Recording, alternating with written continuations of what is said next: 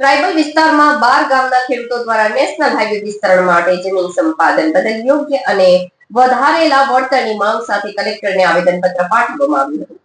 ભરૂચના નેત્રંગ તાલુકાના 12 ગામના અસરગ્રસ્ત ખેડૂતોને જમીન સંપાદન બદલ યોગ્ય વળતરની માંગ સાથે કલેક્ટરને આવેદનપત્ર પાઠવાયું હતું. ભરૂચના નેત્રંગ તાલુકાના 12 ગામના અસરગ્રસ્ત ખેડૂતોને જમીન સંપાદન બદલ યોગ્ય વળતરની માંગ સાથે કલેક્ટરને આવેદનપત્ર પાઠવાયું હતું. ભરૂચના નેત્રંગ તાલુકાના ટ્રાઇબલ વિસ્તારના 12 ગામોના ખેડૂતો દ્વારા નેશનલ હાઈવે વિસ્તરણ માટે જમીન સંપાદન બદલ યોગ્ય અને વધારેના વળતરની માંગ સાથે કલેક્ટરને આવેદનપત્ર પાઠવવામાં આવ્યું હતું.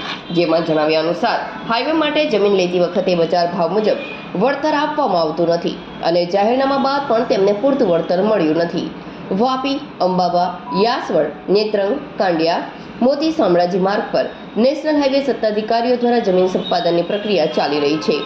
ખેડૂતોનો આક્ષેપ છે કે જમીનની માપણી યોગ્ય રીતે કરવામાં આવી નથી અને 2017ના રિવિઝનના દરને આધારે જ વળતર નક્કી કરવામાં આવ્યું છે, જેના કારણે હાલના બજાર ભાવથી મોટો તફાવત ઊભો થયો છે. ખેડૂતોનું કહેવું છે કે ઘણા વિસ્તારોમાં વીજ લાઇન, રોડ અને અન્ય સુવિધાઓ માટે જમીન લેવામાં આવી હોવા છતાં યોગ્ય મૂલ્યાંકન કરવામાં આવ્યું નથી. જમીનનું પુનઃ મૂલ્યાંકન કરીને વર્તમાન બજાર ભાવ મુજબ યોગ્ય વળતર આપવામાં આવે તેવી માંગ કરવામાં આવી છે. જી, મુકેશભાઈ રતનજીભાઈ પટેલ, મારું નામ, ગામ ચાસવડ. અમારે નેત્રંગ તાલુકામાં શામળાજીથી વાપી જે હાઈવે NHIનો એના માટે જમીન સંપાદન જે થયેલ છે તેમાં અમે પ્રાંતને અને એને જેદાથી જાહેરનામું પડ્યું ત્યાંથી ઘણા વાંધાઓ રજૂ કર્યા. કોઈ જગ્યાએ પાઇપલાઇન, તાર ફેન્સિંગ, કોઈના સર્વે નંબર બદલાઈ ગયેલા છે, DLRની પણ ઘણી ભૂલો છે માપણીમાં. એ માપણીમાં ઘણી ભૂલો હોય તો પછી હાઈવેના માપમાં ફેરફાર આવવાનો જ છે.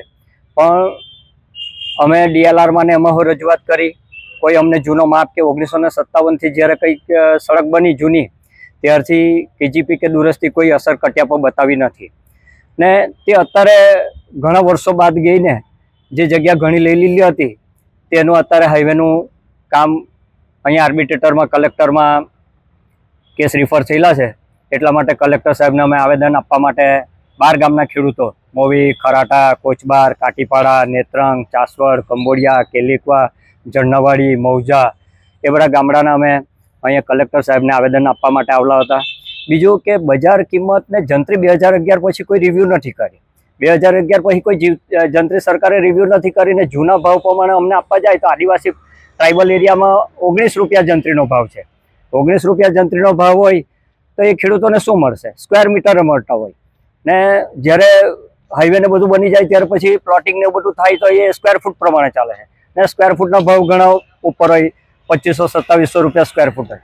તો હું એ વિનંતી કરવા અમે બધા ખેડૂતો આવ્યા કલેક્ટરમાં કે સાહેબ આપ અમારો કઈ ભાવ સારો ભરો ને સારો ભરે તો ખેડૂતોને બીજી જગ્યા લેવાય. ટોલ નાકામાં જે જગ્યા જવાની છે તો એ ખેડૂત ખેતી વિહોણા થવાના છે.